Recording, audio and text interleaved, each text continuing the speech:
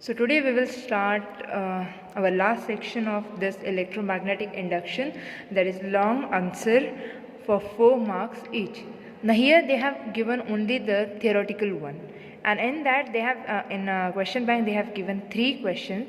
Out of that 3, the second question is from our second last chapter, that magnetic field due to electric current. So here we have only 2 questions, and second thing is, in question bank they have given the questions for 4 marks are actually a theoretical one. Okay, either may have the 4 marks for numerical one, but the thing is, in this section we have another type of question, that is a combination question. Means there will be 2 marks of theory and 2 marks of numerical. So by combining that we will get 4 marks of question.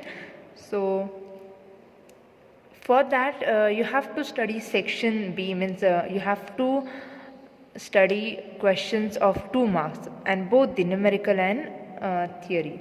So here we will start. So our first question is, find the expression for power impeded in pulling a conducting loop out of a magnetic field. So here we have to calculate the power when we have loop which we are pulling. Okay. So here you will find we have considered a uniform magnetic field. Okay.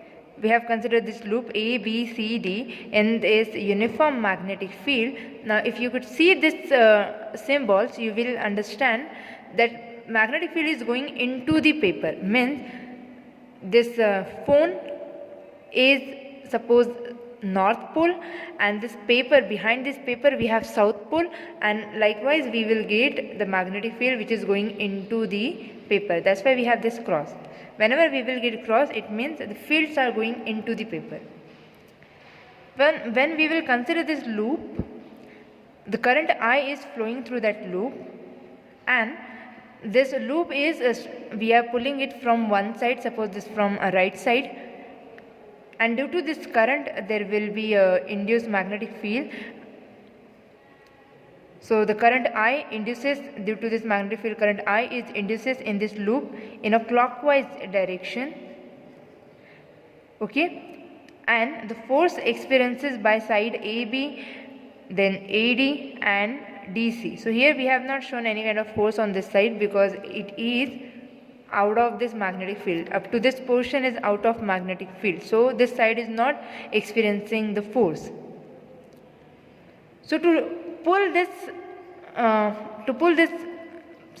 loop with the constant velocity toward the right, we have to apply external force on this loop, so to overcome the magnetic field.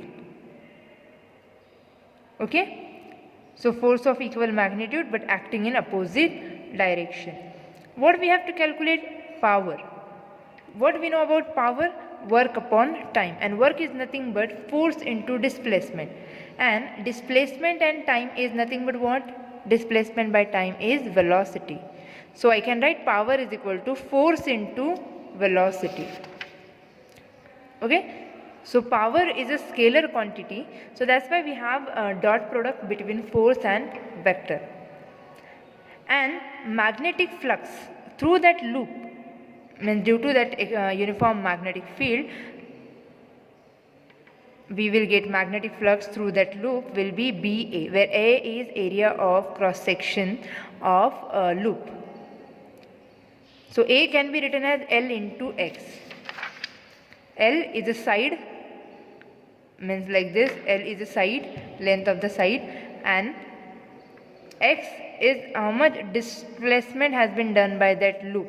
So from this point to this point, here we have up to this we have magnetic field, so this much distance has been covered by that loop. So phi B will become BLX. So we will consider this as the equation second. Now as a loop moves to the right, the area lying within the magnetic field decreases. We will see when we will move that loop from that magnetic field. So here suppose my hand, now here you will find the screen has been covered my entire this hand, and as soon as I'm going to move, the area of my hand is going to be decreased. So then like that way the area of loop is also decreasing. So thus decrease in magnetic flux linked with the moving loop. If area is decreasing, so that flux is also decreasing. So as per Lenz's law, decreasing the magnetic flux induces in the current loop. Now according to the Faraday's law, what we know, induced EMF is rate of change of flux, rate of change of magnetic flux. So we can write d by dt, phi is nothing but BLX. So when we will substitute here, B is uniform magnetic field which is constant, L is the length of that loop, and X is the displacement done by that loop. So here B and L is constant, as loop is moving, so X will going to be vary. So we can take a differentiation of X with respect to t. So induced EMF is given by BL dx by dt. Displacement upon time is nothing but velocity. So we will get induced EMF is equal to BLV. We can consider this as equation 3. Now we have considered induced EMF. Now just similar to Ohm's law, current is nothing but voltage upon resistance. So we will get induced current in that loop is equal to induced EMF by resistance. Induced EMF just now we have calculated BLV. We can write BLV divided by R.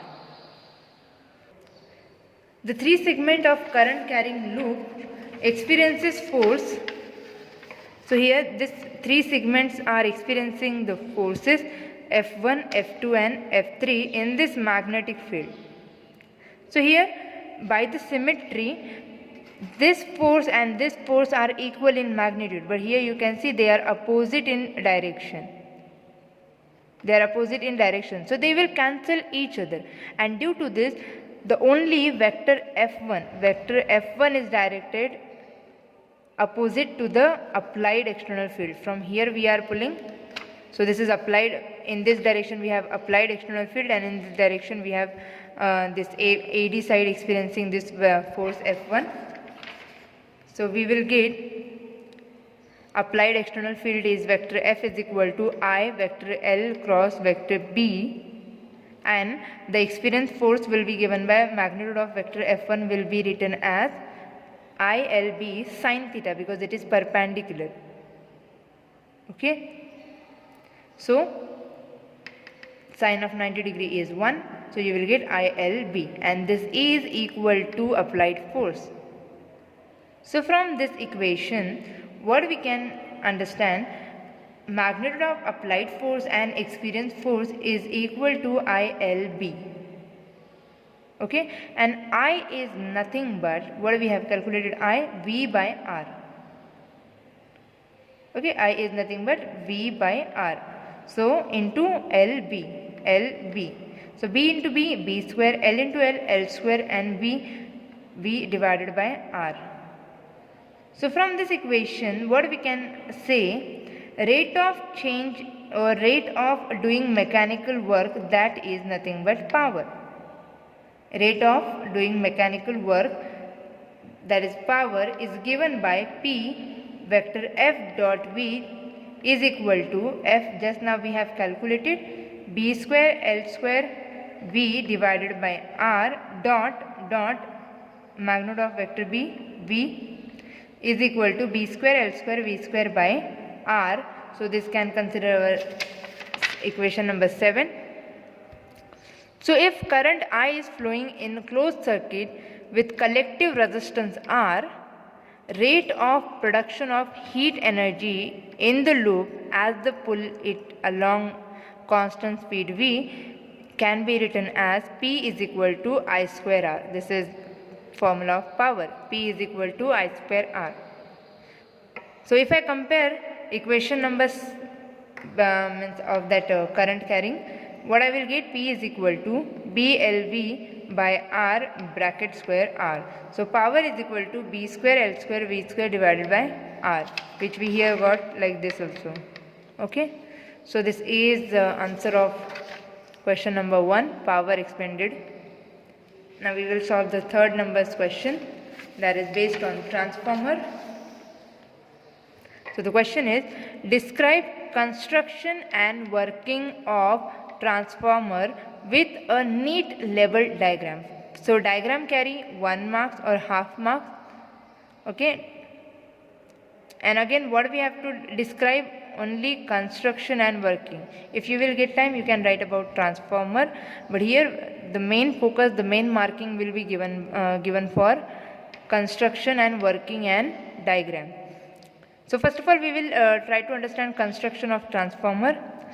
So a transformer consists of two set of coil. Here we have one coil and here we have another coil. Okay. First coil, which will be connected to the input, is called as primary coil, and which will be connected to the output, that is called as secondary coil, which is insulated from each other. The coil P is called input coil and coil S is called output coil. Now two coils are wounded separately on a laminated soft iron core. So here you will find this rectangular is nothing but soft iron core. So this is also a symbolic form of transformer. P, this is coil of primary coil, this is secondary coil, and this stands for core. Okay, so this is what basically construction. Now depend upon the type, step up or step down, the number of primary coils will be different and number of turns in secondary coil will be different. So how it works, we will understand that. When alternating current voltage is applied to the primary coil, the current through the coil goes on changing, and hence magnetic flux through core also changes. Now as changing the magnetic flux is linked with the both coil, and EMF is induced in each coil. And due to this magnetic flux which will induce the current in this, there will be current will going to induce in that another coil also, in each coil. The amount of magnetic flux linked with the coil depend upon number of turns of the coil. So this amount of current is depend upon number of turns. Now let phi be the magnetic flux linked per turn with both the coil at certain instant t.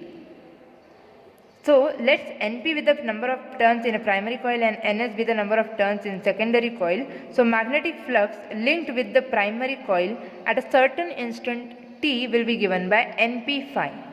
And similarly, magnetic flux linked with the secondary coil at a certain instant is NS phi. Induced EMF produced in the primary and secondary coil will be given by EP means induced EMF will be rate of change of flux. So rate of change of flux in a primary coil will be minus d phi p by dt will be equal to, so phi p we will get NP phi. So NP will going to be constant because turns are constant, so that will comes out, and only d phi by dt. Similarly in secondary coil, minus NS d phi by dt. So if we will divide this equation 2 by 1, what we will get, ES by EP is equal to this d phi and this d phi will going to be cancelled, so NS by NP. Okay, NS by NP. So this equation, above equation, represent equation of transformer. Okay, it represent equation of transformer, and the ratio NS by NP is called as turns ratio. What we will call them as a turns ratio or transformer ratio. So we should know this for 1 marks or MCQ. Now for an ideal transformer, input power is equal to output power, and power is nothing but what? Current into voltage. So here we have induced EMF into current in primary and induced EMF and current in secondary coil, and if we will send, means we will collect EMF on one side, current on one side, you will get ES by EP is equal to IP by IS. So if we have step-up transformer, number of turns in secondary coil will be greater than number of turns in primary coil. Induced EMF in secondary coil will be greater than induced EMF in primary coil. And induced current in primary coil will be greater than induced current in secondary coil. Similarly, in step down transformer, number of turns in secondary coil is less than number of turns in primary coil. Induced EMF in secondary coil will be less than induced EMF in primary coil. Or we can say in opposite also, number of turns in primary coil is greater than number of turns in secondary coil. In whatever way you will think, you can say. And the current, induced current in primary will be less than in secondary. So here we have completed this question bank of electromagnetic induction.